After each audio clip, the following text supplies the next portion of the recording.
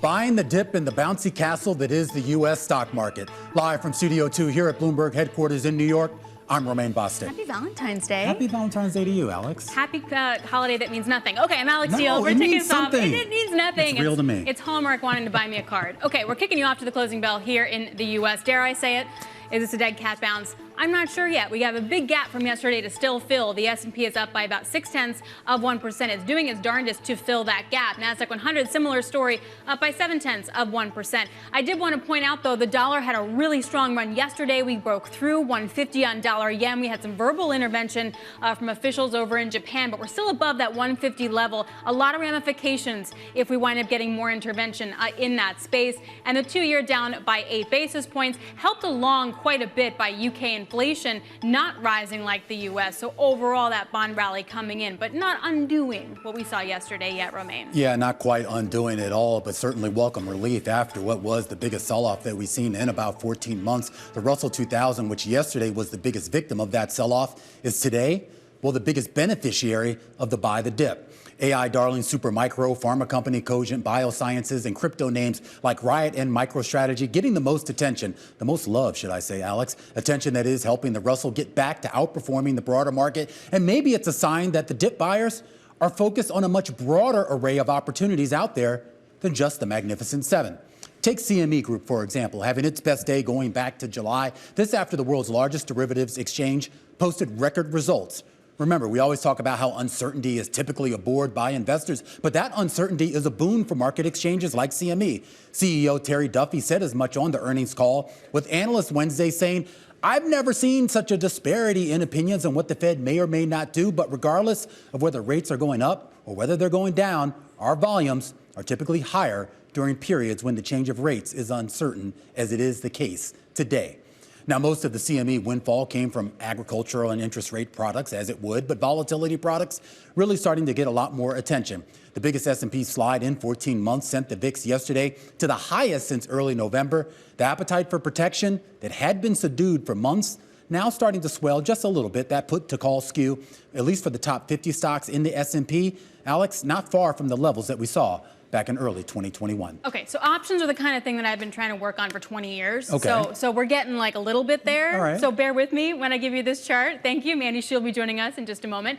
So this is the S&P index looking at calls and puts, right? So the orange line is basically where we are in terms of puts, and then the white line is calls. It shows a 3-month skew. And the thing you got to know is just the difference between the two and just how wide that difference actually is. Now, a lot more money has been going into calls than in puts, and that has just reconfirmed this upward bias. Now, the question really is, if we continue that, right, and if volatility picks up a little bit, what do the dealers do? Do they have to unwind their positions? Are we in a negative gamma phase and that exacerbates any kind of selling? We didn't get that yesterday. We didn't get a Volmageddon, but nonetheless, it does feel like the lack of protection is still an issue out there, Romaine. All right, that's a great chart. I think our next guest, though, should be the one to actually give her opinion on it. Mandy Zhu, head of derivatives market intelligence over at SIBO, joining us right now to kick us off to the close. Before I get to my first question, Mandy, give us a grade on Alex's chart there. A, B, C, what? So I think that's a great chart. I would maybe look at the spread between the two. And if you look at the spread, which is the measure of skew, what you will see is that skew in S&P and actually for most of the major indices have been very, very low. And it did tick higher yesterday, to Alex's point of that demand for protection coming through. But ultimately, it's coming off a very low base. So ultimately, I would say in the derivatives market right now, things are still, there's no signs of panic, but people are repricing that downside risk. What did you make of yesterday's move higher? I mean, we saw the VIX at 17 something, I think close to 18, which in the old days wouldn't have been nothing. But I guess given how subdued it's been over the last couple of years, that was a pretty big pop. Yeah, no, it was a notable pop in equity volatility. What stood out to me was it was not accompanied by a jump in volatility in other asset classes, right? So kind of speaks to the exuberance that we saw in equities and kind of the pullback that we saw in equities being very specific to this asset class. So if you look, for example, interest rate volatility, with inflation data coming, you would think that interest rate vol would see a bigger move. It barely ticked higher. If you look at credit volatility, VIX IG, for example, the index that tracks credit vol, that really was barely higher as well on the day. So to me, it was interesting that we saw a very outsized reaction in equity volatility, and it was on the back of very high volume. VIX option volume yesterday was the highest since the March SVB crisis last year. Okay, and to be fair, I mean, I feel like she gave me like a B+. And I'm like, I like getting A's. Like I don't like that. I'm gonna work on it. You'll get there. In 20 years, maybe another 20 years. 5 more years. And hey, it's already been 20, so it's been quite a long time. I guess my question is, are we at risk for like a crash up or crash down based on where options are right now? So irrespective of the fundamentals, like just straight up gamma, for example. So I would say up until yesterday, the investors were much more focused on the crash higher or the upside risk. Yesterday was kind of the first day we've seen meaningful repricing higher of that downside risk.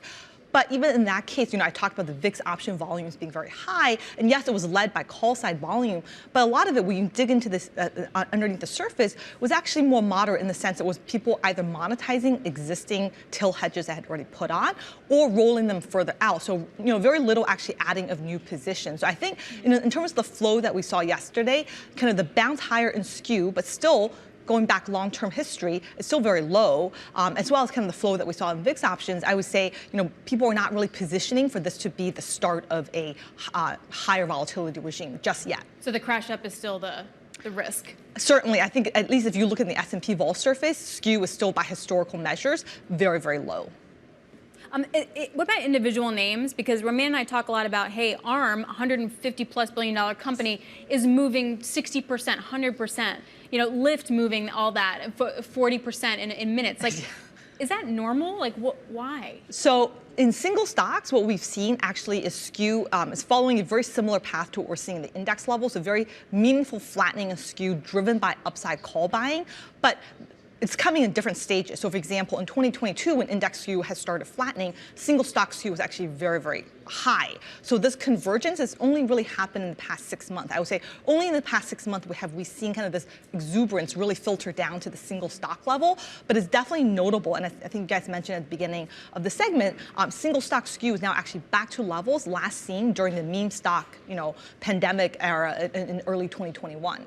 I am curious that when you look at some of the derivatives action out there, and there's been so much focus, first just on the cash equity side, this idea that we're going to see a broadening in this rally that will benefit the Russell, mid caps, small caps, et cetera. Is there any sort of credence to that in the way people are positioning in the options market? Yes, I would say actually people are preferring to position for that using options given the macro uncertainty. I mean, we saw yesterday with the CPI number, Russell got hit the hardest, right? So I think the way that people are positioning for that trade is through options where you can really limit your downside risk.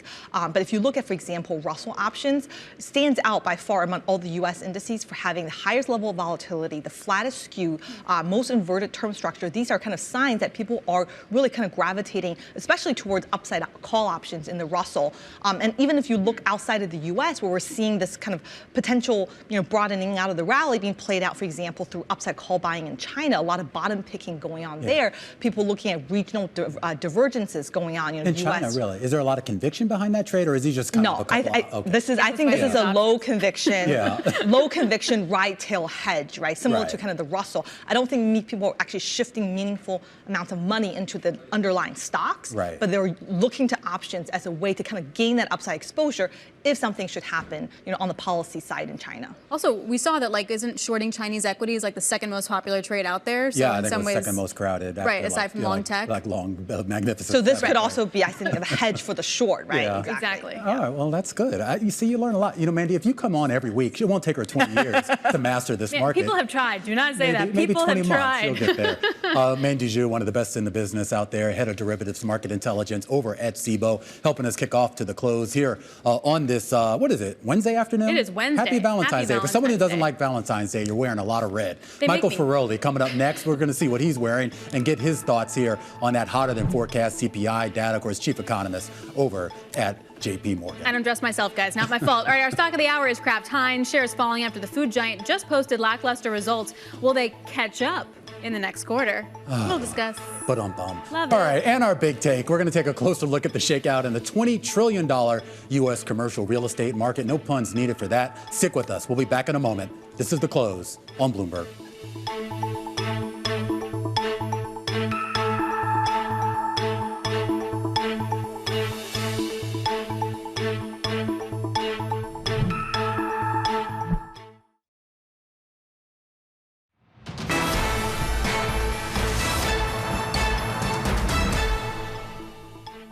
It's totally clear that inflation is coming down.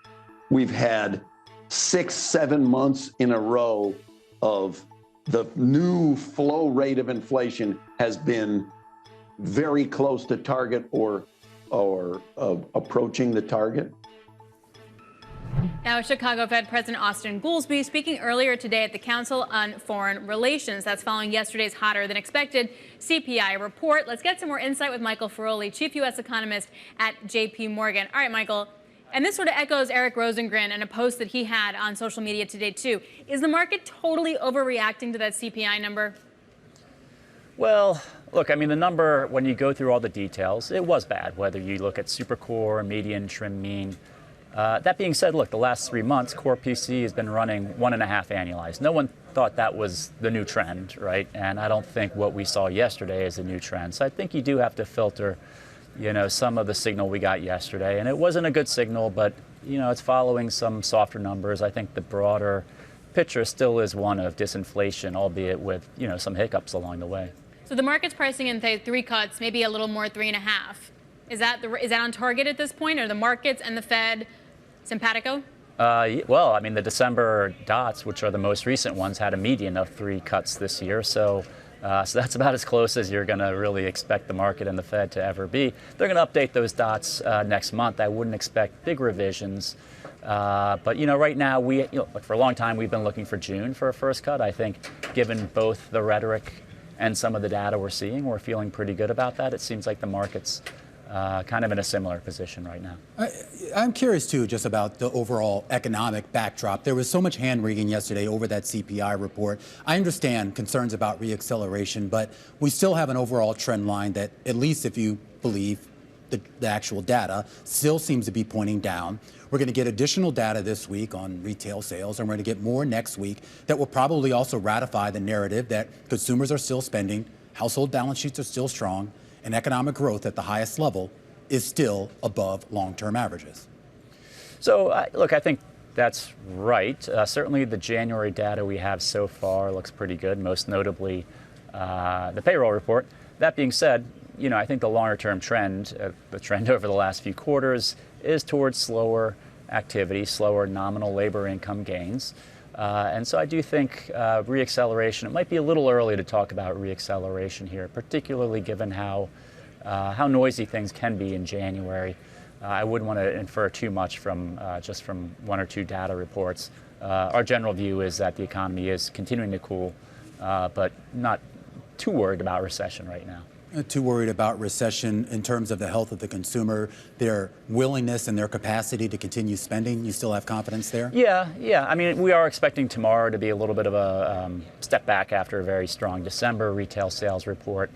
Most metrics we look at still show a household sector that looks pretty healthy, whether it's wealth, nominal labor income gains, which I just mentioned, still growing. Few little, moderately worrying signs on things like consumer credit card delinquencies, auto loan delinquencies, but still not in, that's not flashing red to us right now. So I think overall the consumer, I wouldn't say the consumer is the weak link in this economy. So we get retail sales tomorrow. We get PPI sometime next week. Next week PPI. Friday. Yeah. Oh, Friday. Okay. Yeah. So what is the risk? Is the risk more that this data, PPI and retail sales come in hot, or would the surprise to the market be that they're actually weaker? So as I said, we're kind of looking for a softer one tomorrow, which would be a little bit of a payback from a stronger one we got in December. PPI will be pretty interesting, as Goolsbee and others have mentioned. The PCE is what the Fed's really focused on. The CPI is an input into that, and the PPI is an input into that. So I do think, we don't want to close the books on the week too early, because Friday morning we get some pretty important data. And this also just sort of circles back to the whole, we don't know what neutral actually is right now. So it's Never really do. right. So it's tricky to know then how restrictive we are based on the data that we see. And if the data keeps coming in okay, you would think that the neutral rate would be higher and therefore they don't have to cut as much. Where are you in this conversation? So, I think nominal neutral is probably somewhere between 2.5 and 3, and that's probably drifting up just given the resilience we're seeing in the economy. I think one candidate explanation for that resilience is a higher neutral rate than has been expected. I wouldn't want to put that up to like 4%, so I do still think that policy is restrictive, but I think with each passing quarter that we get surprised here, you probably do want to inch up that estimate of neutral just a little bit. And I suspect we'll see that in those March dots that I talked about earlier. All right, and we'll catch up with you again then, I'm sure. Michael, always great to talk to you. Michael Ferroli, Chief U.S. Economist at J.P. Morgan Securities. And it gets to this idea, too. I mean, we talk so much about this, that inflation report. And obviously, you made a good point, too. I think when we get PPI, we'll get a much better read on how that PCE data is going to look. But at the end of the day, all the other economic data seems to point to a relatively healthy economy. Yep. Healthy economy, maybe, and exactly what Goolsbee said is that even if we're not at 2 or it's not a straight line down for inflation, it doesn't mean that they can't start cutting. So even if there is some buoyancy to prices, for example, that's okay. You can still cut. And sort of getting that message through, I wonder if that'll be the next stage. Yeah, but it also sort of makes things a little harder for them, too. I mean, that last mile we knew was going to be hard, and maybe yesterday's report really ratified that. All right, coming up, we're going to talk about Alex's favorite holiday. It is Valentine's Day, February 14th, and a big focus on online dating apps. We're going to talk to Dan Salmon of New Street Research about Match.com and some of the other dating stocks that he's been falling in love with. That's our coming up in our top calls. This is The Close on Bloomberg.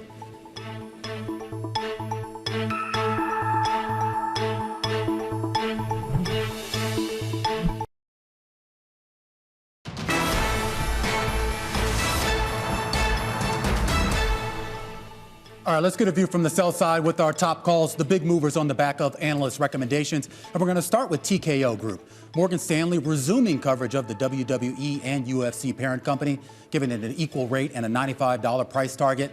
Basically saying that with linear TV viewership on the decline and some of TKO's live programming deals set to expire next year, doesn't really see many catalysts out there for boosting revenue growth, no matter how good he finds the content. Shares relatively unchanged on the day. Let's go to Citigroup. Those shares get in a nice little pop today. Piper Sandler joining a string of analysts that have turned bullish on the stock, raising the recommendation to overweight from neutral. Praise for CEO Jane Fraser and her plans to downsize and restructure the bank, creating an attractive entry point for the shares.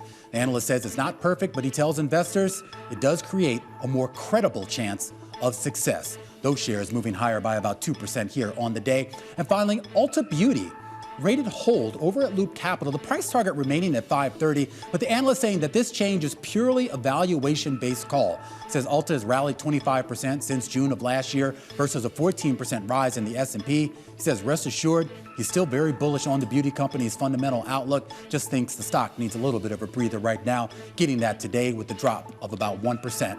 And those are some of our top calls. All right, let's turn our attention now to, well, love and the business of love. We want to check in on the dating app market on this Valentine's Day. That group has drummed up a lot of investor concern in recent years. However, our next guest says companies like Match Group can grow and can drive business with more experimental ideas and investments in technology like AI. Dan Salmon, partner and the head of U.S. Internet Research at New Street Research, joining us right now. He's got a buy rating on Match Group. And Dan, let's get right to it. I mean, the shares of Match really haven't done well, at least relative to the broader market over the past few months here. What sort of gets them out of that, I guess, doldrums, if you will? So the big thing for Match right now is, of course, their lead dog in the portfolio, which is Tinder, their largest app and the biggest driver of their business. And that's really what's weighed on the stock, I mean, over the last few months, over the last year plus, really. And the problem there has been that they've seen their amount of payers on the platform declining. There's worries in the market about oversaturation of online dating apps. There's concerns about how Gen Z maybe has a different view on how interacting with online dating apps and maybe looking for a little bit more authenticity. Yeah. we do think that you do see Tinder get back to growth here in the third quarter in the second half. Well, I am curious about some of the generational things. There's been a lot of anecdotal evidence that the younger generation doesn't view these apps in the same way that maybe the previous generation did. There's a lot of folks who also feel that you just don't get the same return, the same bang for your buck that maybe you would have gotten 5 or 10 years ago here. Is that something fixable, or is this just a perception problem? Well, look, I think what you get is, especially with Tinder, is the idea of a sort of wholesale dating app, and maybe not finding matches that are perfectly compatible with what you're looking for. Match Group, of course, owns a whole portfolio of dating apps. Many of them that are a little bit more niche oriented, and not just anecdotal evidence. I mean, there's great organizations like the Pew Research study out there, which does a lot of survey work on this. But you are seeing younger people, like I said, look for a little bit more real life interactions. Not surprising for a generation that came out of COVID and their prime dating years, probably looking for a little bit more than swiping right, swiping left. So Tinder, for example, has quietly added matchmaking features to it. So they're trying to address it. Hey, Dan, it's Alex. I hate to even bring this up, but AI. I'm sure that every company that's going to, on their earnings, they're going to talk about all the cool things they're going to do with AI to make all your matches really great. So please stay on their app. But in reality, like, what is the benefit that AI can offer these companies? So I think where you're looking at dating apps, looking at generative AI, like pretty much every internet company out there, they've been using AI under the hood to help their matching algorithms and things like that. But where you might see generative AI, so Tinder, for example, is going to roll out a photo selector later this year. Where I think there's a lot of interest in the industry is the idea of using generative AI to help prompt conversations on the platforms. And you can get that match, but maybe not know exactly what the first line you should say is. Maybe an AI agent can help you coax out what that first line should be. All right, Dan, thanks a lot. Really appreciate it. Dan Salmon over at New Street Research. But then I feel like you need to do something along the lines of, like, once you date, then they need to have an app that, like, I don't know, helps you in the relationship and then helps you to get married or find a house. You need a holistic thing. First of all, that's gold. You should quit and start that, because I've always wondered about, because, well, remember, that was the criticism of some of the more successful dating apps like eHarmony, that they're saying that the more successful they are and people using it, then the less the revenue. And that's why they always priced it at a premium, because they knew people were more likely to find a long-term partner and quicker. And then, of course, they wouldn't be on the app anymore. So you need to find some ancillary services to add on to that. Right, but maybe wedding planning, couples therapy. Yeah, I was going to say couples therapy, because so much of that stuff, planning, so much of that stuff is online Yeah. anyway from COVID, that, like, why not just make it, here's your whole package. Like, any life problem you have, there you go. Click the button and you can find the person. I'm actually you are a font of ideas. You've solved the derivatives problem, and now apparently you've solved dating. And we're only 30 minutes into the show. It's a big day. Yeah. Valentine's is nothing, but this is a big day. All right, coming up, commercial real estate is going through a shakeout in parts of the U.S. Just how far that contagion will spread, we'll break it down. This is Bloomberg.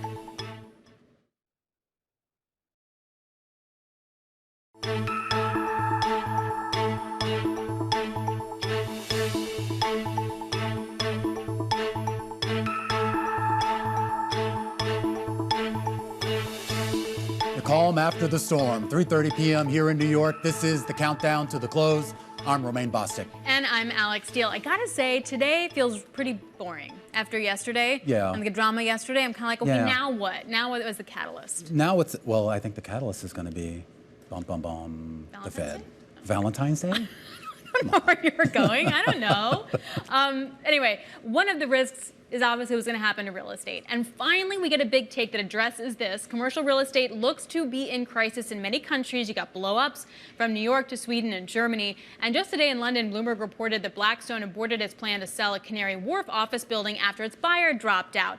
And the question is about contagion. Bloomberg's Patrick Clark has been reporting on this story and joins us now with Herman Chan, who covers U.S. regional banks for Bloomberg Intelligence. Patrick, we talked about this on radio earlier, but why did it take so long to write this story? And that we all knew this was going to be a problem. We all knew it was coming down. But making mark-to-market allocations here is tricky. Yeah, indeed. I mean, as soon as interest rates started rising fast in the middle of 2022, I think you could have predicted that commercial real estate values were going to come down, and eventually that was going to cause problems. I think one thing is that we're now starting to get some certainty on where interest rates are going to be in the future. And so that has started to get buyers and sellers a little closer to each other. You start getting a couple of these transactions at lower prices, and all of a sudden it's harder for people to ignore what we all know, which is that office buildings in particular are worth less than they used to be. So, Herman, does that mean we're going to see more New York community banks, which I appreciate was sort of a condo issue in New York, but still? Right. So New York community was more of an apartment, rent-regulated apartment issue, but they did have higher charge-offs in the office space as well, which contributed to a tough quarter for them in the fourth quarter.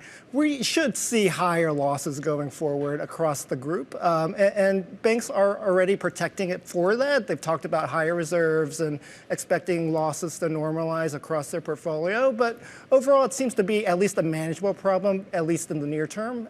But on the other side of things, this is going to be an elongated process where these loans mature over the next several years. Well, I mean, but even in the short term, I mean, the big number that everybody tosses out is like, what is it, like $1 trillion or something coming due by the end of next year or something like that? I mean, that sounds like a big number. Right. I mean, $1 trillion is a big number, but is it? I mean, is it a big number in that it's going to be consequential should that start to roll over and there isn't enough appetite to take it? Right. So the issue is that these are chunkier loans, and they are spread out across, regional banks, larger banks, insurance companies, CMBS. So a lot of different market participants will brace for potential losses. So that's the issue. And really, it's going to be where is the losses going to happen. So, Patrick, when I hear about like some of the write-downs that like Blackstone and some of these other places have been making on certain properties, I mean, is that something to be concerned about, or is this kind of more just a routine type of write-down that you would see in any sort of down market rather than something that's a little bit more catastrophic? I mean, a 50% write-down, I mean, when you hear about loans being marketed for 50% of face value, that's concerning to me. I mean, I'm just a simple reporter, but it sounds like a lot of money. I mean, I think that, we do throw around the $1 trillion number, and that's cumulative over 2 years. Not all those loans, they don't mature on the same day, and they're not all problematic. Many of them are fine and are backed by assets that are holding on to value, either because, effectively because people still want to use them as apartments, as offices, as retail shopping centers. It's the portion of them that, for one reason or another, just can't generate revenue like they used to. So what happens to these loans? Like, who buys them? I know there's a bunch of distressed investors waiting to do stuff, but are they wanting to do stuff with commercial real estate? Yeah, I mean, I would think not the office building in, the middle of the country that was built in the 1970s in a whole different kind of boom time. It's hard to think that there's going to be a ton of demand for that, but at the right price, there's people who buy malls for 15 cents on the dollar and then can wring cash out of them because they got them at such a low basis. And I don't know, maybe that's what happens. Gyms, or like daycare centers when you're shopping. Herman, is it the idea that the smaller the bank is, the more commercial real estate exposure that they have and the more risky they are? Is that a fair statement? That is a fair statement. So the top 25 banks in the U.S. have about 13% of their total loan exposure to commercial real estate. The banks below that tier, it's more like 45%. So it does go down precipitously, and the smaller the bank, the more commercial real estate typically. All right, great conversation. Herman Chan, who helps to lead our regional banking coverage at Bloomberg Intelligence, and Bloomberg News reporter Patrick Clark, who helps to head up our real estate coverage here. Great story on the Bloomberg terminal. The big take on the day, Alex. You've been waiting for this big take for a while, I'm told. A real assessment here. Well, we're all waiting, right? Everyone's like, crisis. we don't have to do it. We don't have to do it. We can just put it off, put it off, put it off. Yeah, but it's coming. I mean, we've been talking about this for more than a year now, and maybe it comes to a head, maybe it doesn't. But I think Patrick made a good point. I mean, it's not like all this debt is coming due on the same day or the same week. Yeah. So maybe that pain, if it is painful, will be spread out. If you read the article, what's interesting too is that the U.S. America, and the /U.S. Has the most people working at home. I would have definitely thought that was like a Europe thing, but that's not, which makes sense because it's a tech industry, a lot of tech industry there, and they're all working from home. No one I know. We've all been here, nice. All right, coming up here, a closer look at some of the big movers on the day. We're getting a nice rebound in the broader market, but some stocks being left behind. A down day for ketchup king Kraft Heinz, shares down 6%, as shares of the consumer staple company, well, being hurt by a lackluster quarterly report. That's our stock of the hour, and explanation coming up after the break. This is The Close on Bloomberg.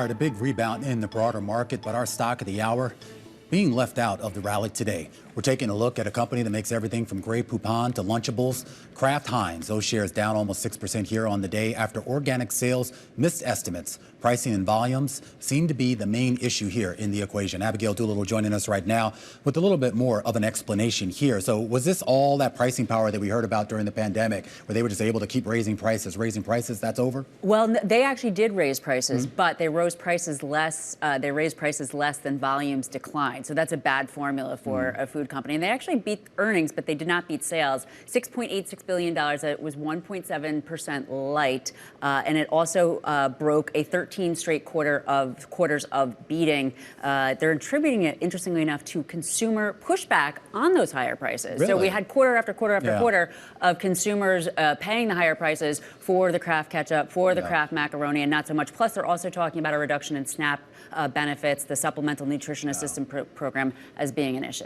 So does that mean that, okay, so if they've reached the top of their price increase passing on, are their input costs now falling, or are they going to be really squeezed? So it's interesting. Their input costs actually fell. So you would think that they would, it sounds like they made the decision to raise prices just a little bit more than consumers were willing to accept, because they fell a lot. They fell by 9.4%, more than sales fell, 7.4%. So their gross margins actually improved 1.8%. Not 500 bips, but 180 bips. And I've had to throw that in there. But, you know, that's really pretty impressive that they could have that kind of improvement. And yet the stock at one point, the worst day since 2022. The CEO did talk about ongoing consumer pressure. And they said, interestingly, that the rising prices are actually going to contribute to growth later on. So, you know, it's a little bit of a mystery here. But we've heard from other companies, particularly in kind of the food and consumer staple space, that have also seemed to suggest that consumers have kind of reached their limit as to how much they're willing to take. I mean, and some of the prices, I can't speak specifically to Kraft products, but I just know from my own shopping experiences,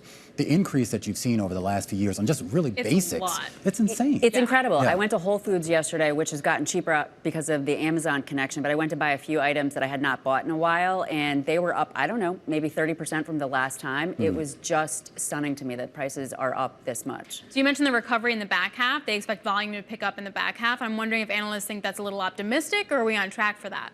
They are saying that it should turn positive, but it's a should. It's not a definite. So I think that it's hard to know whether or not that's actually going to happen. I mean, Romaine, you made a good point before we came on to set that a lot of their products, you can really switch out to generic brands. So if you don't want to pay the price that's up, you know, 3%, 4%, 10%, whatever it is, you can easily find another And ketchup. when we posed that question to them and other companies, I don't know, 6 months, a year ago, you know, they were just like, well, it doesn't matter. People won't trade down because we're already offer some modicum of value, but I think we're seeing the limits of it. Yeah, it's interesting because for a couple of years we were all asking, where is that inflection point? Maybe we're starting to hit it, at least for staples products, the not to have. Skincare, on the other hand, Alex, will always pay up. Always pay up. Always With pay up. Pepsi, though, reaching that limit too. All right, Abigail, thank you very much. And we should point out, that. too, investors have reached their limit on this, too. I mean, because we saw the sell-off in, what was it, Pepsi or somebody last week. And then now today you got, was it the biggest sell-off in a year for Kraft Heinz? I mean, a 6% move, that's not normal for No, it is not. But I feel like we're saying that a lot about a lot of different stocks. These kind of moves aren't normal. Absolutely. 100% over 2 weeks for ARM or something. What does the options market say about the move? We're going to get back to you on that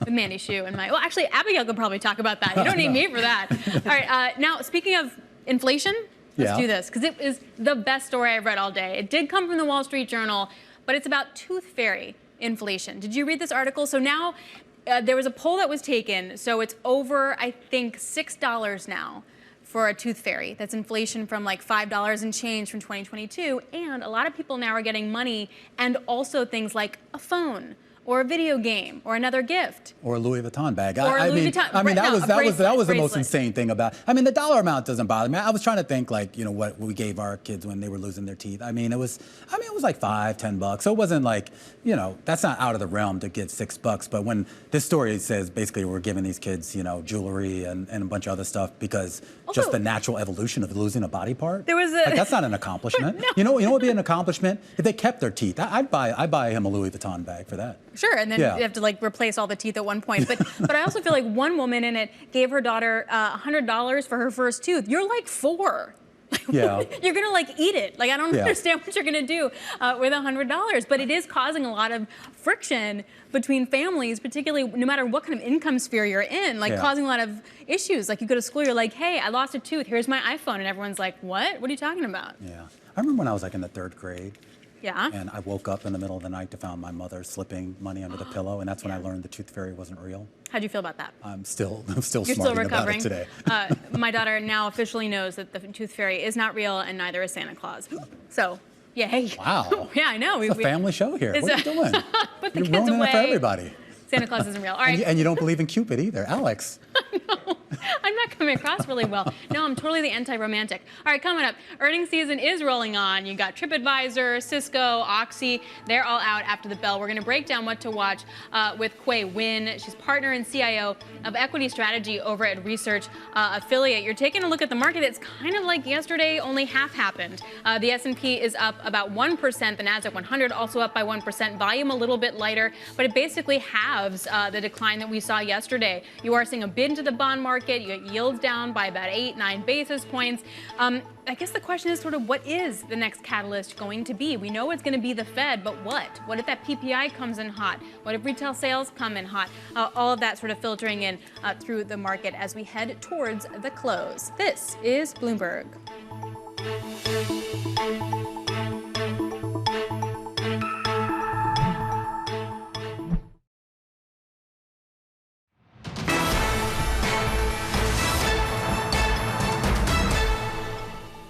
This is the countdown to the close. Romaine Bostic here alongside Alex Steele. Just about 10 minutes until we get to those bells, and a remarkably different day than yesterday where we were looking at a sell-off into the close here. Now we're seeing a big rally into the close. Not quite enough to recoup all of the losses from yesterday, but I'm sure some folks will take it. But kind of half, but I also wonder, is it enough to sort of fill some of the gap that we saw yesterday for some more follow-through buying, or is it not quite enough yet? But obviously the S&P up by 0.8. You got the Russell outperforming up by over 2%. That's quite a lot. Uber, do you know, Uber record high. Yeah. Thank you, $7 billion buyback. Yeah, Uber record high, and of course, you're also seeing Lyft. Yeah. That we got to talk about that a little bit later too. Of course, the big rounding error, I guess, if you want to call it that. That's tough. That's tough. That is a tough one. But those shares getting a boost too. And look, I mean, we talk about earnings. I mean, the fundamentals are looking decent for some of these companies that a lot of people have kind of written off. So maybe that ends up being, you were asking earlier about what the next catalyst could be. Maybe that ends up being it. But we talk about some of the market moves of the last few days and hours here, and dip buyers really are stepping in today after those big losses from yesterday. We had a chance to catch up with Cboe's Mandy Zhu, who gave us her take on the market mood. Skew in S&P and actually for most of the major indices have been very, very low, and it did tick higher yesterday, to Alex's point of that demand for protection coming through, but ultimately it's coming off a very low base. So ultimately I would say in the derivatives market right now, things are still, there's no signs of panic, but people are repricing that downside risk. Mandy Zhu speaking a little bit earlier. Kuei Win joining us right now here in Studio 2, partner and CIO of equity strategies at Research Affiliates. Kuei, there's been a lot of talk about the sell-off yesterday, sort of what prompted it. Was it just simply a reassessment of rates and where the Fed might go, or was there something maybe a little bit deeper to it? Sure. I mean, certainly the inflation surprise yesterday was a little bit nasty, and it sort of it forced people to reprice when Fed rate cuts would come along. But that said, the Fed's not really panicking. They may have to wait a little bit longer, be a little bit more aggressive to bring inflation back under control. But as far as I can tell, they're willing to be patient. And as long as they're willing to be patient, a soft landing is still on the table. And the expert opinion really was that last mile in the fight against inflation was always going to be the hardest. It wasn't going to be a straight line down to 2%. Well, there's nothing in finance that's ever a straight line up or down. Yeah. True. Well, except NVIDIA, I guess. Yeah. Well, the one. Oh, even NVIDIA has its squiggles. Moments. The squiggles are small. The squiggles, I like that. Is that a technical term? See, I like this. Squiggles. You speak my language. So, Kuei, I guess the question is, what is the catalyst? Like we were talking about, is it going to be earnings? We're seeing some really big moves in some individual stocks. Is it going to just be the next Fed meeting? Is it going to be PPI, PCE to see if we're going to get that hot read? What do you think? I don't necessarily look at the news day to day. What I really prefer to focus on in equity markets, and this is really what you have to focus on because equities are volatile. You have to invest for the long term, not necessarily from day to day. And what I see is that the fundamentals are reasonable. Earnings surprises are in line with what we've seen in the past. Of course, some of those expectations have come down since last year, but still, it's a sign of overall profitability health. And so I think the main worry that many investors had is really just how richly priced some stocks are. I mean, you mentioned NVIDIA. If you take NVIDIA and Amazon and Tesla out of the S&P, suddenly stocks look much, much more reasonably priced. And if you look at value-oriented indexes, you can find earnings multiples of 15 or 16. That seems much more reasonable and safer to bet on. But to some of those extreme valuations that we're seeing on those tech stocks, and primarily tech stocks that have an AI story to tell, whether it's legit or not, that's a whole nother debate there. But do you buy into this idea that how you value innovation or the potential innovation, that has to be taken into account in some way? Sure. I mean, I definitely think that both quality and innovation can get reflected in valuations. But most of the time, one of the things that we've learned since the tech bubble of 1999 is that innovation is often overvalued in stocks. And there's no doubt that AI will be transformative. The question is, what is the timeline for that? And right now, NVIDIA is being priced as if AI is going to be transformative in the next few years, whereas that timeline could really be 10 years or 15 years. Yeah, but I mean, we have seen some broadening out of that. I mean, now people are looking beyond just that, looking at AMD, ARM, Supermicro, and a couple others. Yeah, and also a little bit into some of the value and cyclicals that you're talking about as well, right? We saw healthcare, industrials not doing terribly, small caps. I mean, this was Monday, so we have to like rewind for 2 days. Is that the best long-term, medium-term trade investment right now? Sure. I mean, I definitely think that if you look outside of NVIDIA, there's even some attractive valuations within semiconductors. Companies like Lam Research, very high-quality semiconductor equipment company, Micron, Intel. These are all very reasonably valued, poised for participation in a broader technology or semiconductor rally. And then healthcare is an industry that I think is particularly attractive. Over the last couple of years, the underperformance has really brought a lot of healthcare stocks into better valuation ranges. Cardinal Health is an example of that. It's a stock that we own in our active portfolios and we like a lot. Do you think the market right now is being driven by fundamentals, or is it being driven more by, I guess, technical traders and some of the things that flow? I think that in the short term, it's always going to be driven by technical traders and flows, but I think in the long term, it will always be driven by fundamentals. This is why I love technicals. Yeah. They're so fun. Yeah, I know. You've been learning a lot about that today. Technicals? No, I knew technicals. And options is a whole different story. Yeah. What do you not like? Put aside like NVIDIA and big tech, because I know you like the stories, maybe not the valuation. What doesn't make sense to you? Right now, I guess the thing that, aside from the big tech companies, I guess the thing that is perplexing to me is really taking a look at small cap growth stocks. Some of these stocks are really priced for perfection. They're extremely risky, much riskier than the large cap growth stocks, and yet they are equally richly priced. So does this get us to this idea that as people sort of maybe take a little bit more of a fundamental view of the market, and you overlay that with whatever you think the Fed's going to do, whatever you think economic conditions are going to do here, is the backdrop going to be conducive for some sustainability in that trade? In terms of value? In terms of value. Absolutely. I mean, I think that where relative valuations are now, given that the soft landing is still on the table, sure. I mean, I think growth is going to be fine. People start to broaden out in terms of what they want to buy. I mean, how much Tesla, how much NVIDIA do you really want to own at these multiples? Right? Yeah, well said. said. I don't know, but I feel like I've been thinking about that for a long time. All right, Kuei, great to catch up with you. Thank you. Kuei Wynn, partner and CIO of Equity Strategies at Research Affiliates, helping us count down to the closing bells. Alex, 2.5 minutes until we get there. Stocks right now, right around session highs. In fact, the S&P right now flirting with a break back above that 5,000 level. We mentioned NVIDIA, but what was defensive yesterday?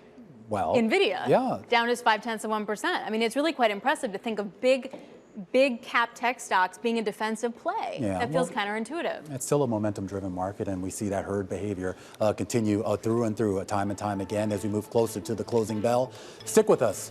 Full market coverage right here on Bloomberg, coming up as we take you to the bell and beyond. Beyond the Bell, Bloomberg's comprehensive cross-platform coverage of the U.S. market close starts right now. And right now, we are 2 minutes away from the end of the trading day. Romaine Bostick alongside Alex Steele. We're counting you down to the closing bell. And here to take us beyond the bell. It's a global simulcast. We're joined by Scarlett Fu here in Studio 2, our radio colleagues Tim Stenovic and Carol Masser. starting their workday. And we welcome our audiences across all of our Bloomberg platforms, and that includes our partnership with YouTube, as well as those folks on Bloomberg Originals. Happy Valentine's Day, Tim and Carol. Happy Valentine's Day, everyone. Yeah, and it looks like some cheer, maybe some of that love being spread around Wall Street. Here you are looking at what, just a couple minutes to go. We've seen some buying into the close here. Russell 2000, guys, I know we like to talk about it, 2.5% higher here, or just below that. So it too is picking up momentum as we get near the closing bell. Okay, we're not quite making up for yesterday's sell-off, but there certainly seems to be a shift in mood, which I find interesting given that we didn't get any new data. Nothing changed from yesterday. We did talk to Ira Jersey a little earlier, and he said keep a close eye on retail sales tomorrow, because if that comes in hotter than expected, then watch what people are saying about, okay, what the Fed's going to do when it cuts. The trifecta he talked about. Yeah, I mean, look, it started with the jobs report last week.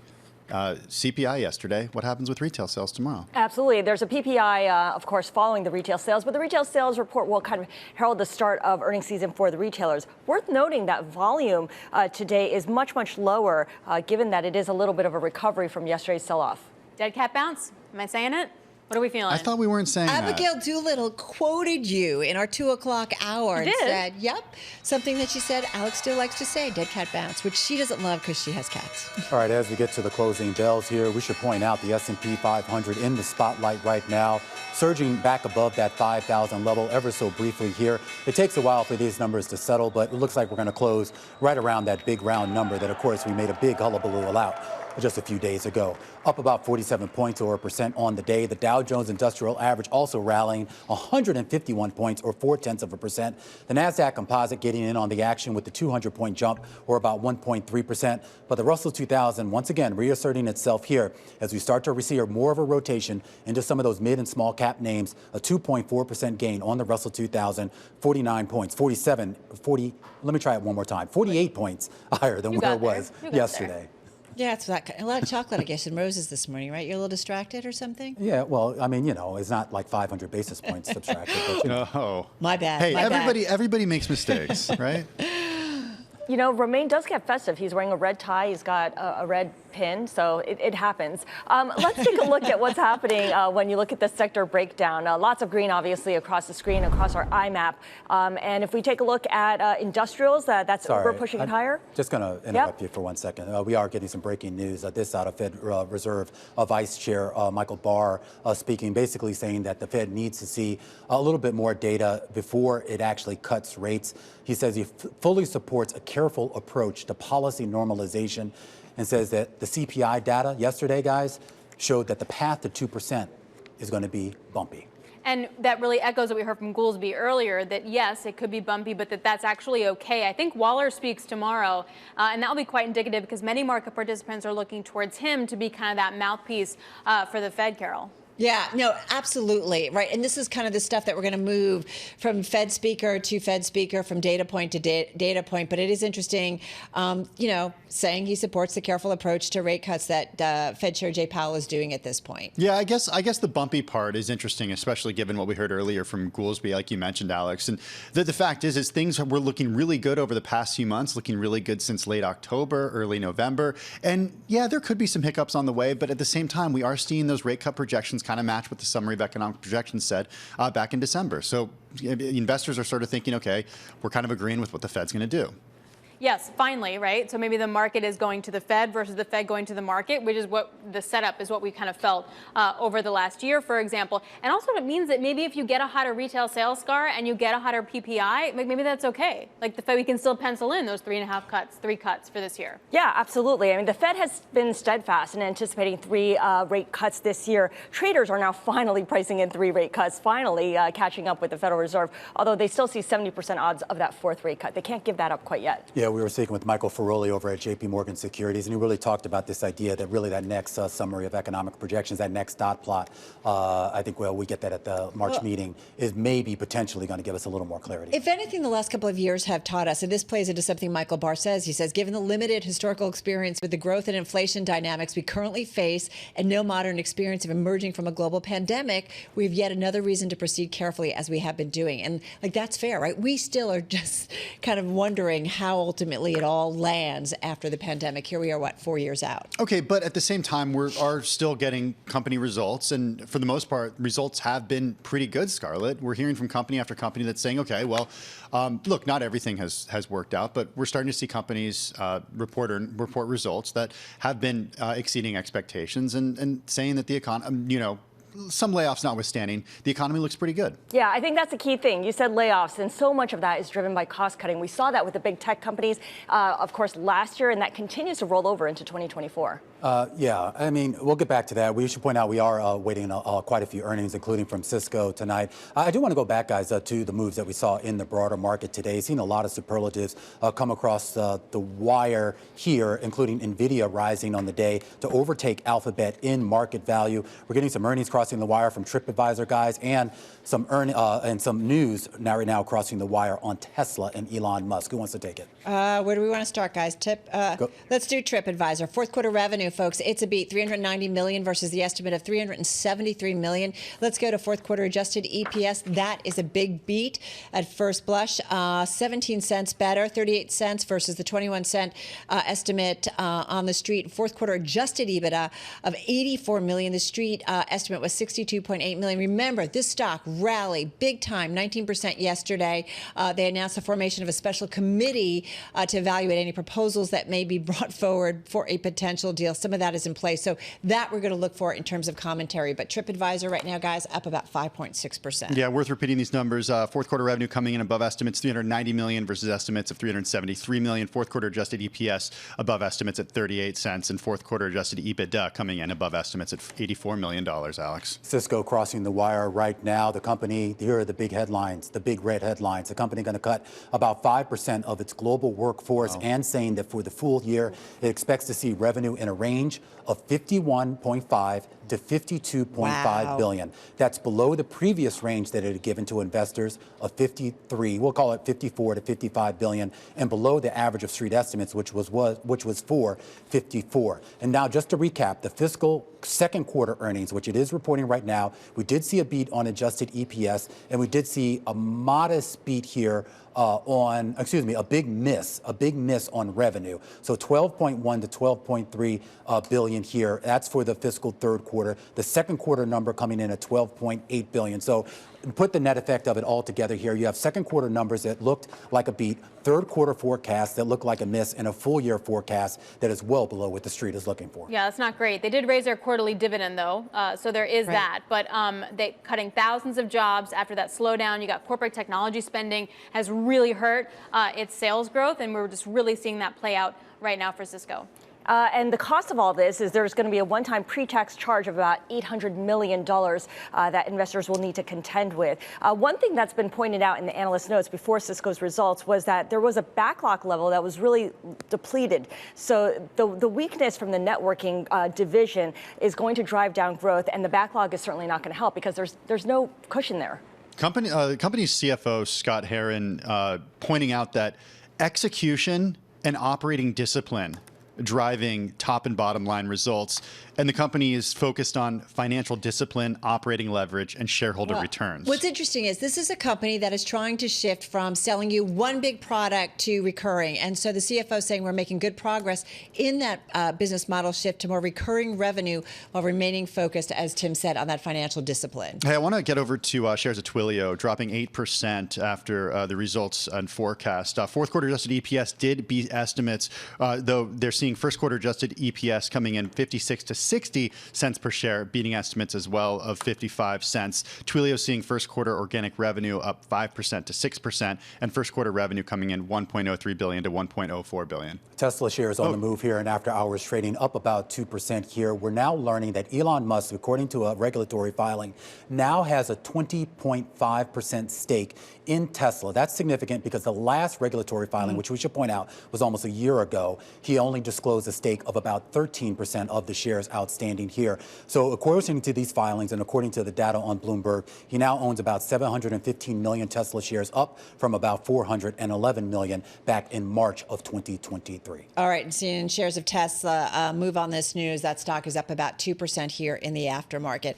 All right, guys, that is a wrap. Our cross-platform, some earnings and also some news on Elon Musk and his ownership of Tesla. As we said, that stock moving higher here after hours. That's a wrap. Our cross-platform, radio, TV, YouTube, Bloomberg Originals, Beyond the Bell. We'll see you again, same time, same place tomorrow. All right, quite a bit went on this day in the cash session, quite a bit going on here in after hours trading. Stick with us. We're going to have a full breakdown of the market moves that we saw earlier today and the earnings that just crossed the wire. This is The Close on Bloomberg.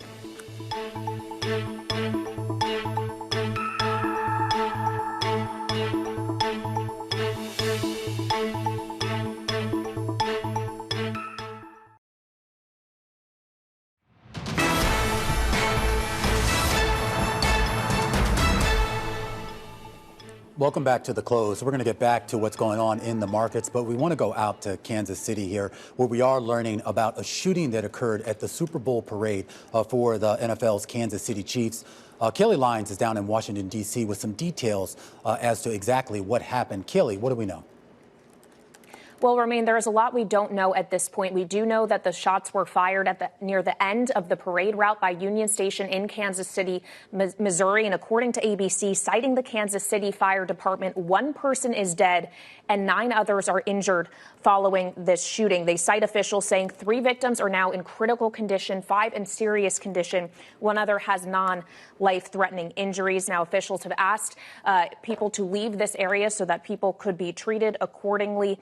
2 armed individuals have been detained, according to Kansas City police, for further investigation. They have not yet identified those individuals or anything that may seem a potential motive here. But again, 1 individual has died, 9 others injured following this shooting. And according to the Gun Violence Archive, guys, this is the 47th mass shooting of the year after these initial reports. Keeping in mind it is February 14th. The day also significant as this is the 6-year anniversary of the Parkland shooting in Florida, where 17 were killed at a high school 6 years ago. Once again, putting a spotlight on gun violence in the United States of America. This Kansas City Chiefs parade, what was supposed to be a celebration of their Super Bowl victory just days ago. We know at least 1 life was lost, many others injured. And of course, Bloomberg will continue to bring you the latest on it. We have not yet independently verified this information, but again, according to officials cited by other news networks, that is the casualties we are looking at this point, guys. All right, Kelly Lyons, we'll let you get back to work here, and we'll continue to monitor this situation and bring you any additional details as soon as we get them.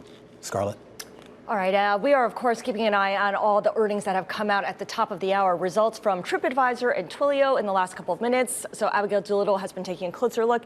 Abigail, what'd you find? Well, I'm looking at TripAdvisor right now. We're seeing a nice gain, up 4%, a little bit more than 4%. And they put up a nice beat. They beat earnings, adjusted earnings, 38 cents versus the estimate of 21 cents. They put up $390 million in revenue versus $373 million. Now, we have to remember, though, where this stock is coming from, because it is down 76% from its 2014 peak.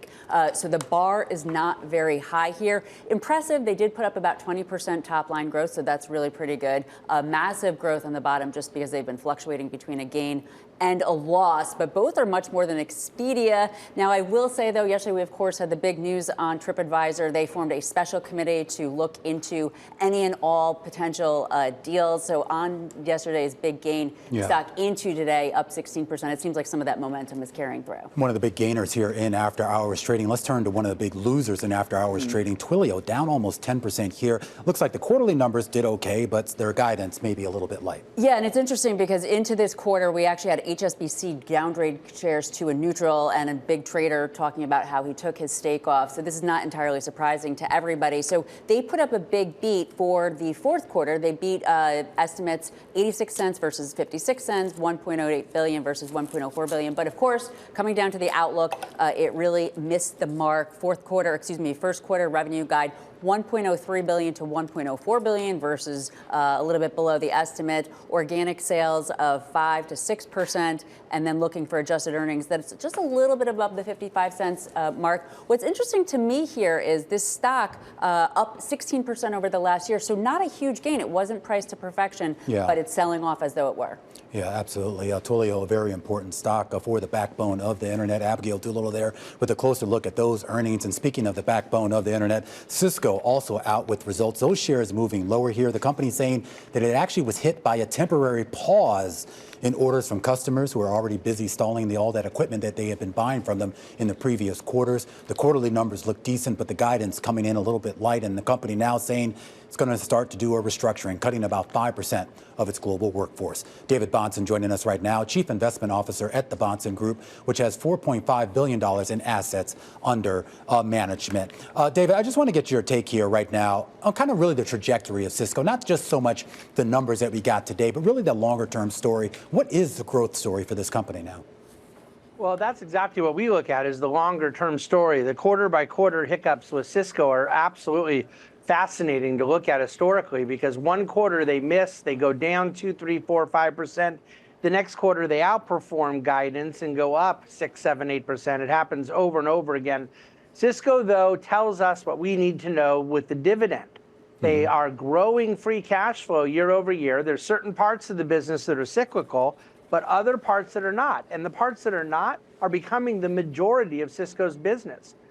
Fee revenue that is annuitized, services, software, subscriptions, that's what we love. They raised the dividend this quarter. That's management telling you what they think about the prospects going forward. Well, I'm glad you bring up the dividend increase and everything you say about subscription. Chuck Robbins, CEO, has been very forthcoming here about the need to push into that recurring revenue space and sort of break what you kind of term that sort of quarter to quarter ups and downs for this company. Are they doing that, though? Do you have confidence that he's going to get there?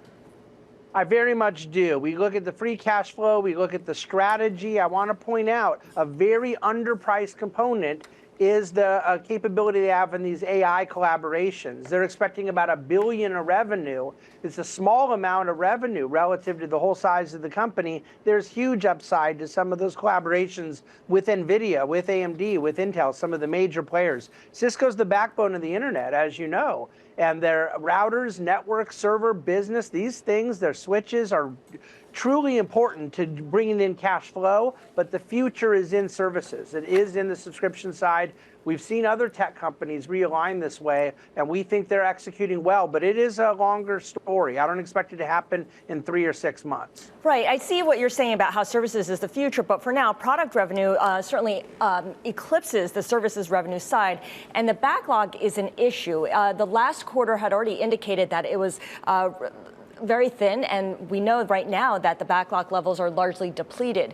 What is your confidence that once companies start spending again, that they will go to Cisco first?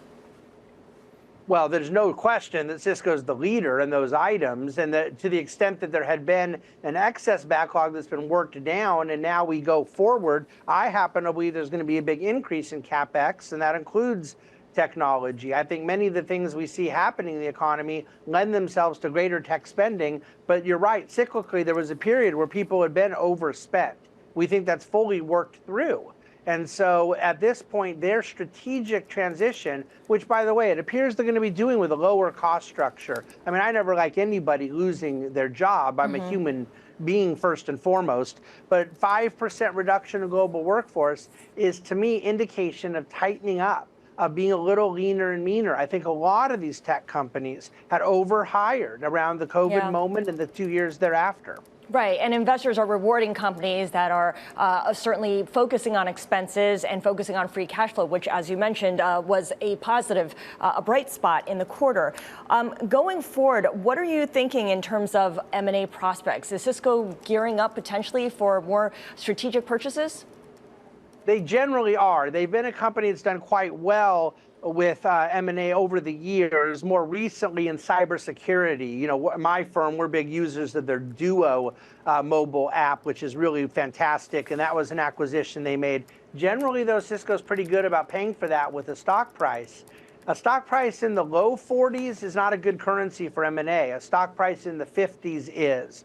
So I think if you see the stock price stay here around the $50 mark, it's a good way to use the stock as currency for more M&A, yes. It gets to a question, too. I mean, we talk a lot about, in the tech space, that is, David, the idea of some of these newer companies, if you will, although some of them aren't all that new, and then kind of those legacy internet tech companies like Cisco here, and whether they could sort of get their mojo back and really kind of compete with the new kids on the block here. Do they need that? Do they need to sort of be the cool kid, or can they just be kind of that boring thing in the background as long as they're profitable? Oh, God, I hope they don't become the cool kid. We want to invest in the uncool kids. And I know that it's cool to see a stock go up real quickly, and then sometimes it comes down real quickly. But no, they are too mature of a company. They're way past the 1998, 99 phase of being cool. What you want is to be boring as an old tech company. And they can get recurring revenue, subscription services around software, and not have to be cool. All that means is that they've annuitized a revenue stream and they generate margin expansion and ongoing profit growth. But it isn't going to be cool, and that's okay with us. I mean, we own IBM, for God's sake. It doesn't get much less cool than that. But look at what IBM has done over the last couple of years, up 85% from the COVID low. So we really like these old tech companies. The cool factor is great for multiple expansion.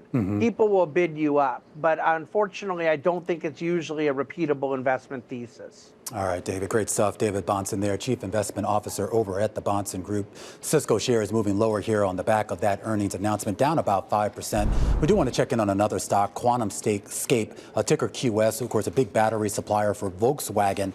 We're now learning that they're going to get a new CEO. We're learning that Jagdeep Singh is going to step down. He's been at the helm of this company now for about 13 years. Starting tomorrow, they're going to have a new CEO, Siva Sivaram, who is a semiconductor industry veteran who just joined the company back in July. He will be taking over as CEO starting tomorrow. All right. Well, that was pretty abrupt. Yeah. Also, the company reporting a loss per share for the fourth quarter that was wider than what analysts had anticipated. Coming up on the close, the top three, where we focus in on the top three movers and shakers at the center of the day's big stories. That's next. This is the close on Bloomberg.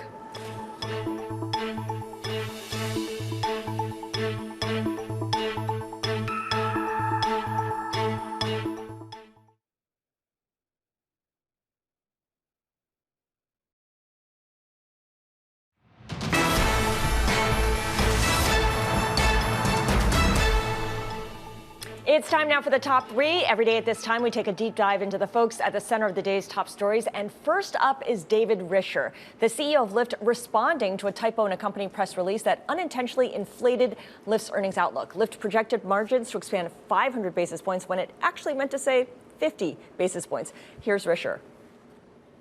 Well, look, first of all, it's on me. There are a lot of eyes on this press release, but at the end of the day, my bad. But look, I don't want it to take anything away from the butt-kicking performance that the business did, thanks to all of our employees and thanks to millions of drivers. I mean, look, we had our financially strongest quarter we've ever had, and I'm super excited about it. I like what Dan Ives of Wedbush said. He called it a Ted Stryker airplane moment. Yeah, I mean, look, they had a decent quarter, and even going up 50 basis points on margins is certainly nothing to sneeze at. Does raise a lot of questions, though, about record keeping and, more importantly, investor relations here. I do want to turn to another person that's in the news, and that's Bart Andre. He may not be a familiar name, but when Johnny Ive was hired at Apple way back in the early 1990s, it was a package deal. He came along with other big designers, and that included Bart. He was a big reason for why you saw a lot of that sort of like streamlined design of these products. Remember, they arrived while Steve Jobs was on his sabbatical, if you will. Yeah. But they were really responsible for really shaping this. Of course, he departed the company back in 2019.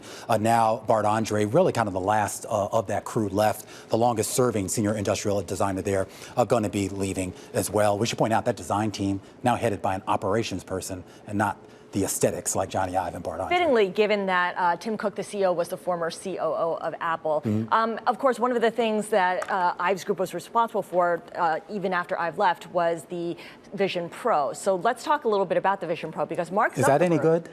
Well, I haven't tried it yet. Not according to Mark Zuckerberg. Yeah. He did try it, and he took to Instagram to share his opinion. Oh. I expected that Quest would be the better value for most people, since it's really good and it's like 7 times less expensive. But after using it, I don't just think that Quest is the better value. I think that Quest is the better product, period.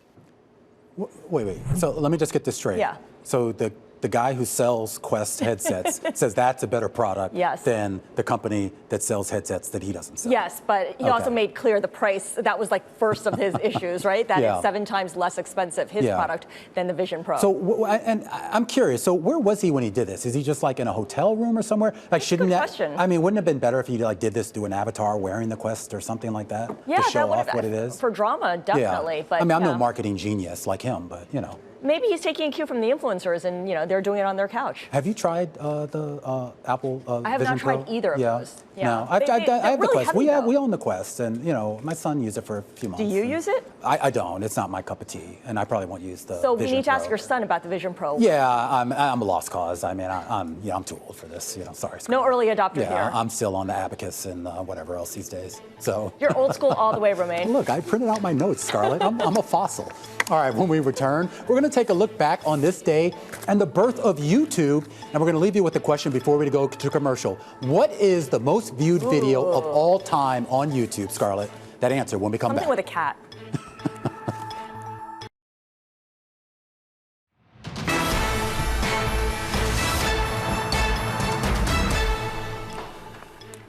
All right, here we go. On this day back in 2005, Steve Chen, Chad Hurley, Jawed Karim, 3 former employees of PayPal, registered the website domain YouTube.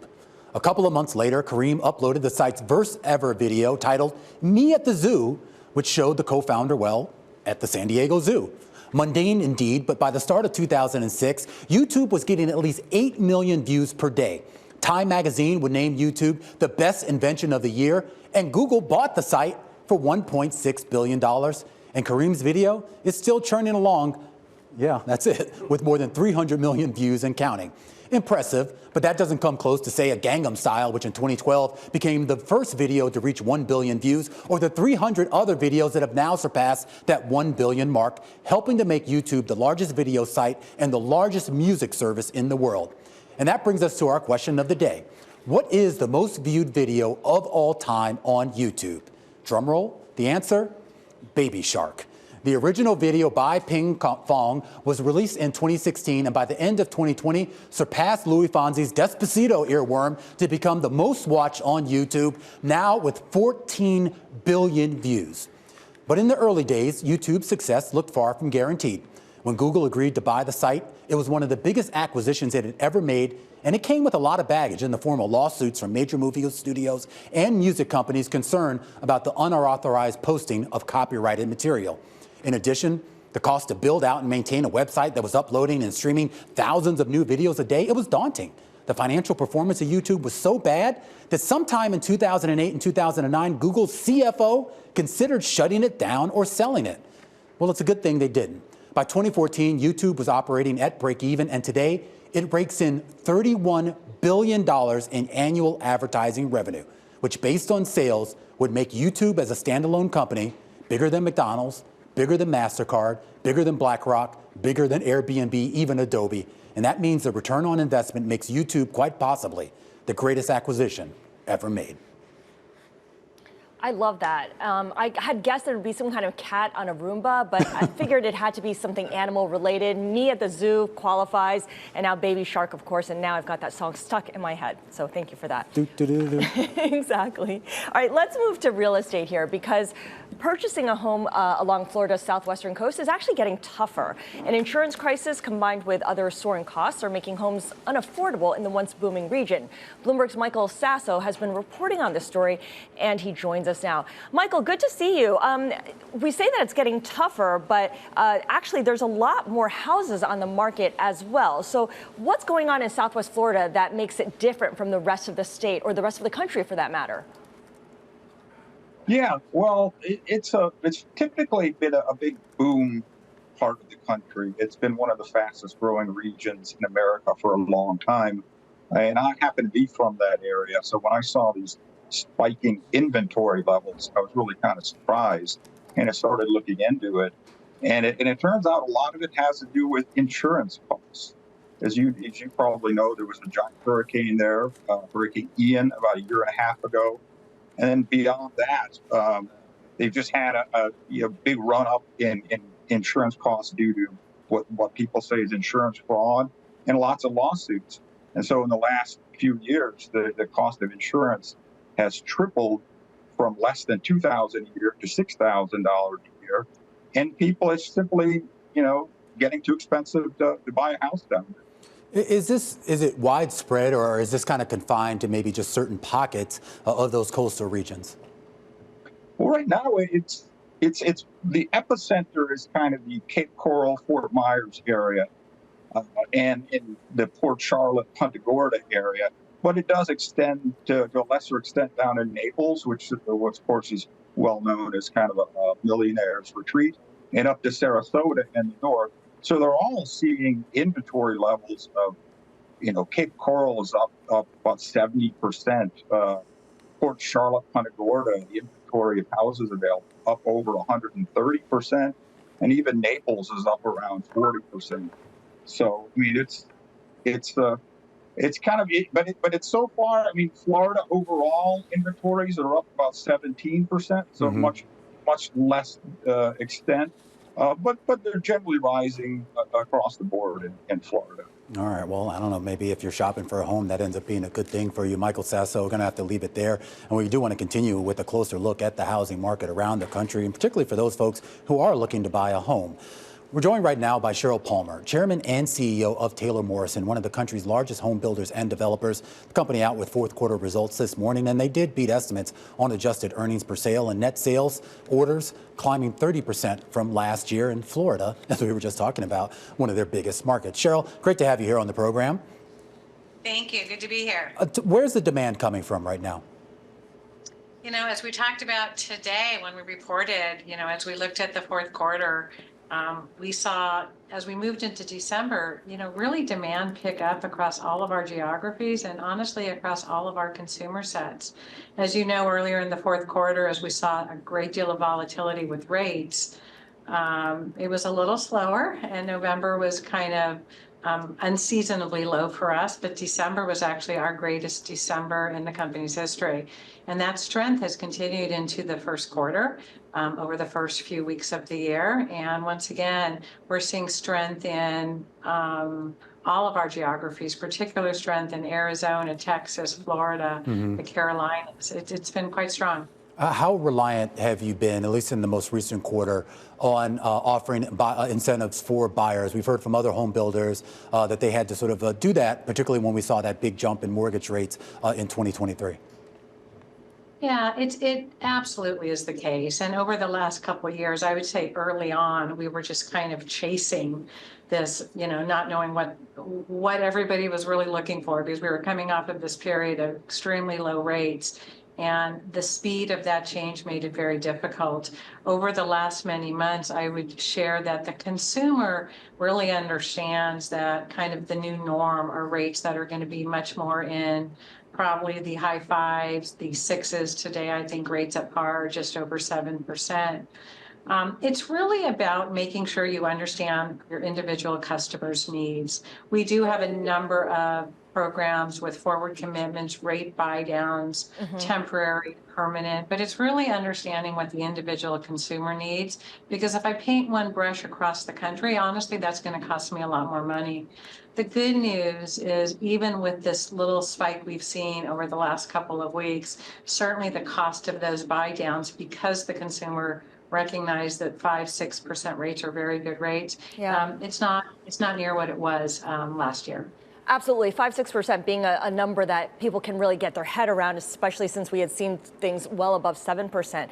Do you see more migration to shorter duration mortgages, maybe 15 years, for instance, or adjustable rate mortgages?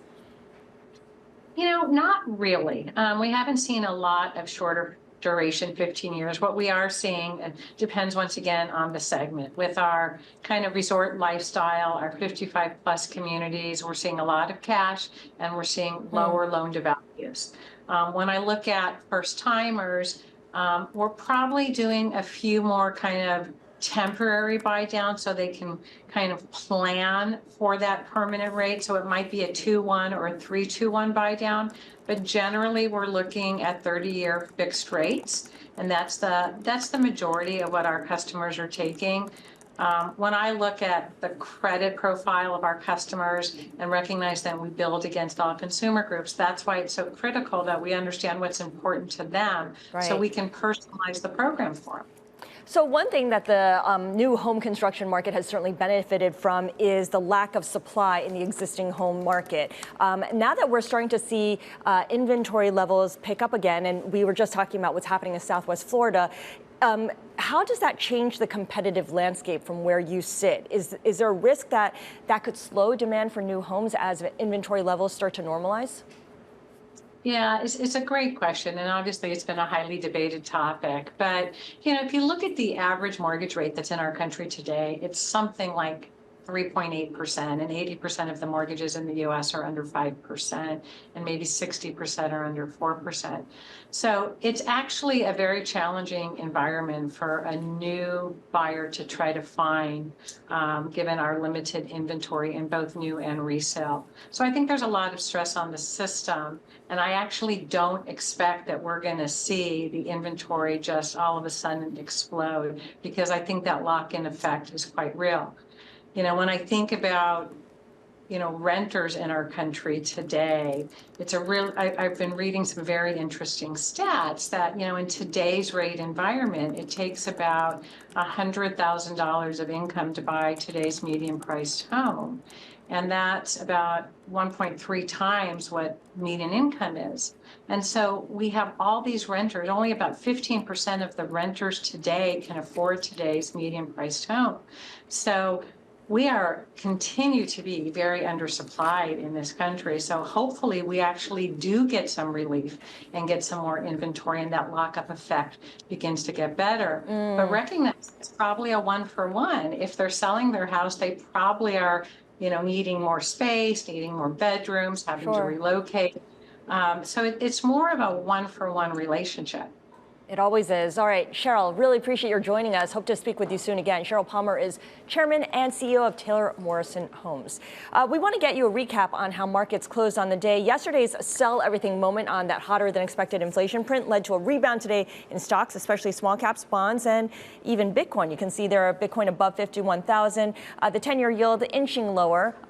Inching is relatively speaking down to 4.26%, and the S&P 500 closing at 5,000 even. This is the close on Bloomberg.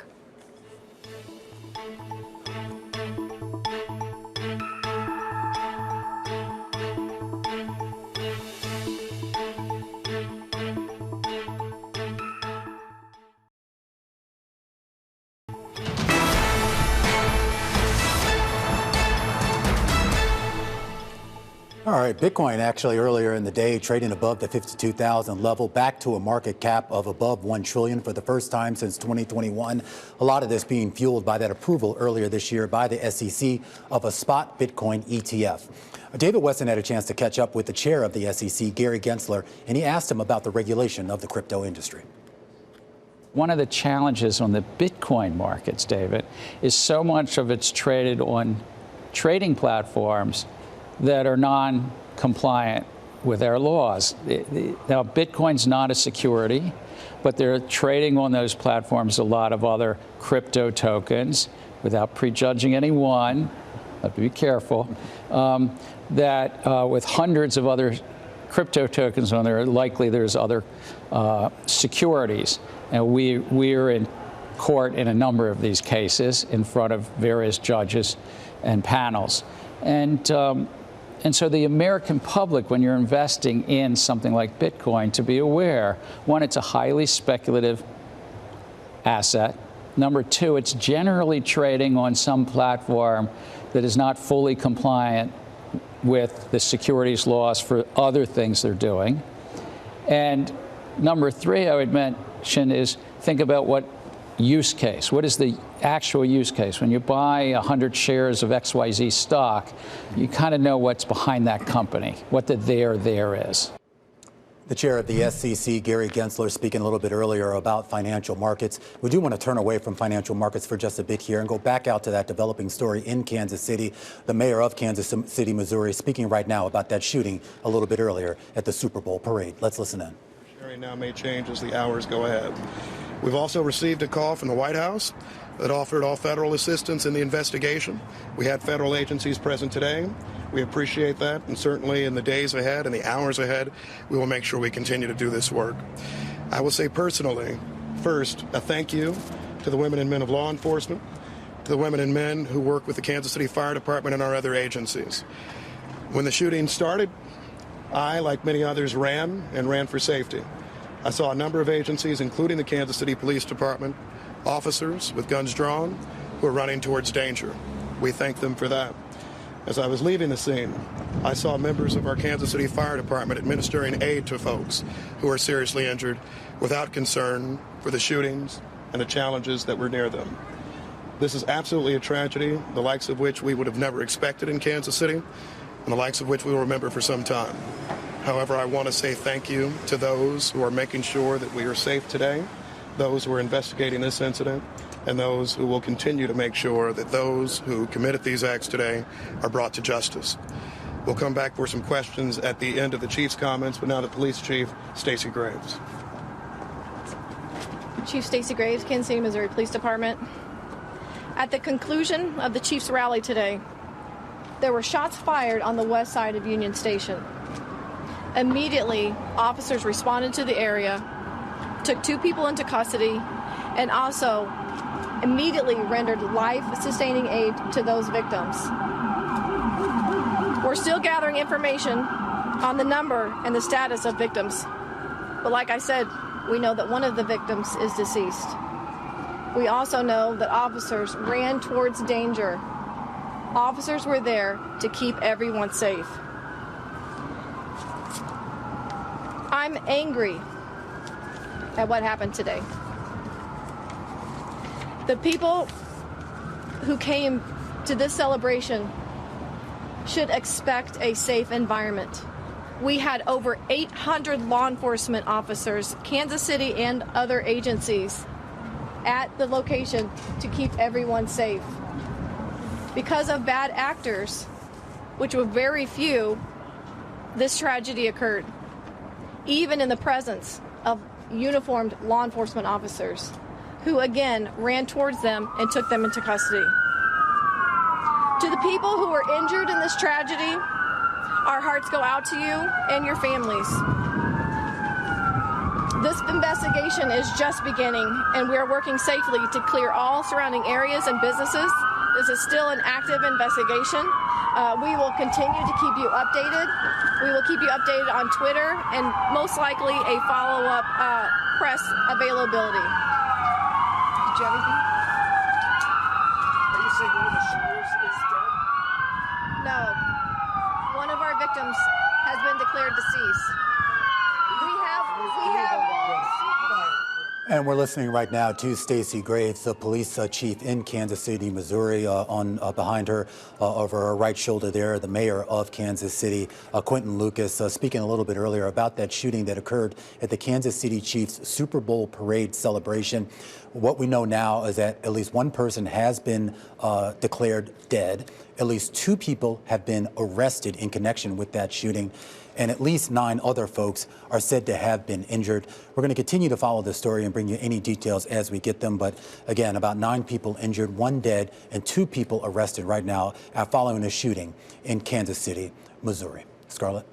All right, let's go back to the markets because it is 13F filing season when the public learns what kinds of trades hedge funds have made for the quarter.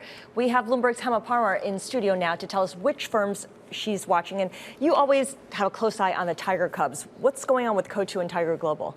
Right, so we're seeing some interesting moves over at Coatue. They bought 29 new positions. They got out of about 15 of them. They bought a sizable stake in Salesforce. It's now its 11th biggest holding. When we look over at Tiger Global, they were less active. They, their equity market value only ticked up by a little bit. They bought 2 new stocks and they sold out of 11, and the 2 new positions were relatively small. So not as much activity on that side. Talk to me about Viking Global. I thought this was interesting. Some of the new positions they took. Basically, it was like French fries, video games, and what was it, like SIBO or something? So like market volatility? Yeah, so Viking is interesting because they're a Tiger Cub, but they don't do as much tech as like their peers do. They do some, but they'll do other things. So they took a sizable position in an insurer, and they took a sizable stake in UPS as well too. They increased their holding in the insurance company Progressive by about 5-fold. Oh, flow. So sizable. Yeah. Okay, Yes, yeah. exactly. And so they ditched Microsoft entirely, and that's quite interesting Really? as well. Yes. That's interesting. So you see some interesting. That's kind of a contrarian bet, isn't it? Yeah, contrarian because bet. everybody's piling into that right now. Exactly. And then we yes. just had a headline a while ago saying OpenAI is going to start a new web search business that's going to be powered by Bing. So There you go. maybe they'll get back. NVIDIA, also really popular. Yeah. Coatue is their biggest stake. NVIDIA? Yes. Yeah, it's like everybody's biggest stake, isn't it? Exactly. Exactly. Not necessarily breaking news there, but yeah, getting out of Microsoft is certainly interesting. In the aggregate, what does the data look like? What's generally popular by buys and sells? Yes. So in aggregate, when we look across the space, Tencent was a popular buy. Uber was a popular sell. All the tech stocks that we just mentioned were popular. Microsoft, Apple, Amazon, NVIDIA, like these are the common ones that we would know of. I know we were talking a bit earlier about Berkshire Hathaway, and they reduced their stake in Paramount by about a third. And so that was one of the more notable positions that they made, positions like changes that we saw. Otherwise, they didn't really buy anything else new, and they sold out of 4 companies that were relatively smaller. Yeah, interesting. I mean, I guess the Paramount thing kind of makes sense, and those shares really gotten killed there in after hours trading down 8% on the back of that. Hema, always a great look here at the 13F filings. Hema Palmer, who leads our hedge fund coverage, a walkthrough of some of the bigger names, including Warren Buffett and Berkshire Hathaway, Viking Global, Coatue, and some of the other Tiger Cubs. All right, still ahead, we're going to set you up for what the markets are going to have their eye on over the next 24 hours right here on Bloomberg.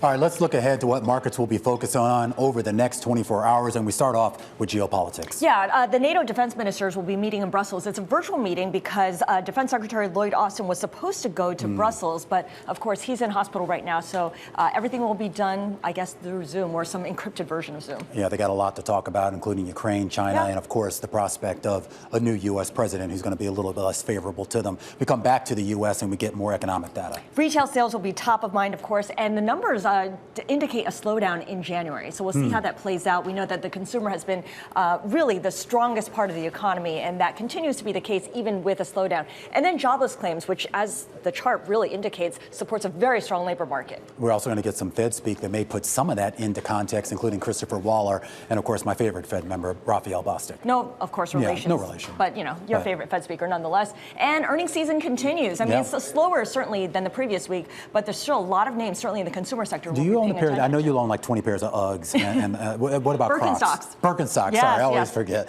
But we get Shake Shack, Crocs, a Yeti, Stellantis. That could be interesting, too. And Deere. I always like Deere because that kind of gives you a read on the agriculture sector. Yeah, and the industrial economy, too, which so many people are positive on. All right, we'll have full coverage of all those earnings. Join us tomorrow. In the meantime, stick around. Balance of Power is up next, right here on Bloomberg.